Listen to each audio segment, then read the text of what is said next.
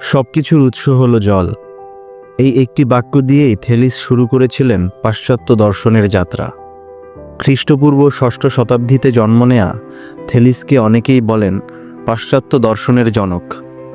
তার যুগে মানুষ প্রকৃতির ঘটনাকে দেবতার খেয়াল খুশি দিয়ে ব্যাখ্যা করত, কিন্তু থেলিস প্রথম মানুষ যিনি যুক্তি দিয়ে বললেন প্রকৃতির পেছনে একটি মৌলিক উপাদান কাজ করছে, আর সেটি হলো জল। তিনি বিশ্বাস করতেন জগতে যা কিছু আছে তা জলের কোনো না কোনো রূপান্তর।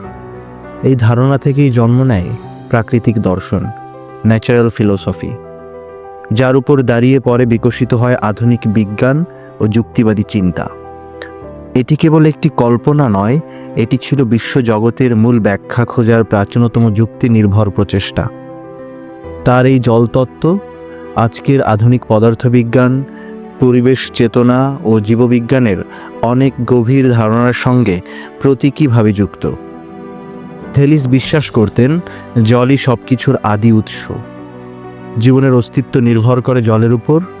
পৃথিবী ও আকাশ উভয়ই একই জীবন্ত সত্তা, যার প্রাণরস হলো জল।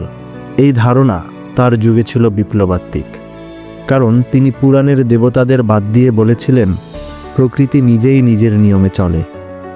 জল কখনো স্থির নয়, পরিবর্তনশীল। বরফ থেকে তরল, তরল থেকে বাষ্প, বাষ্প থেকে মেঘ, মেঘ থেকে বৃষ্টি। থেলিস এই রূপান্তরের মধ্য দিয়েই দেখেছিলেন জীবনের প্রবাহ ও ঐক্য। জলকে তিনি দেখেছিলেন জীবনের উৎস হিসেবে। আজকের অ্যাস্ট্রোবায়োলজি ও বায়োকেমিস্ট্রি উভয়ই বলে where there is water there may be life. Thales যে একটি মৌলিক পদার্থ দিয়ে সব কিছুর ব্যাখ্যা করতে চেয়েছিলেন, তাই পরে রূপ নেয় ডেমোক্রিটাসের অণুতত্ত্বে, নিউটনের মেকানিক্যাল ইউনিভার্সে, আইনস্টাইনের ঐক্য তত্ত্বে। অর্থাৎ থেলিস প্রথম দেখান প্রকৃতি একই রকম ঐক্যবদ্ধ এবং তার ভিতরে একটি মৌলিক নিয়ম আছে। আজকের যুগে জল হলো পৃথিবীর সবচেয়ে গুরুত্বপূর্ণ পরিবেশগত বিষয়। থেলিসের দর্শন যেন আগাম বলে দিয়েছিল জল শুধু বস্তু নয়, এটি জীবনচক্রের কেন্দ্র।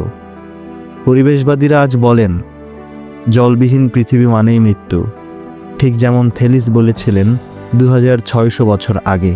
আজকের ইকোফিলোসফি বা প্রকৃতি দর্শনে থেলিসের ভাবনা এক নতুন অর্থে প্রাসঙ্গিক। তিনি আমাদের শিখিয়েছিলেন প্রকৃতি কোনো নিষ্প্রাণ বস্তু নয়, বরং এক জীবন্ত সত্তা, যার প্রাণরস হলো জল।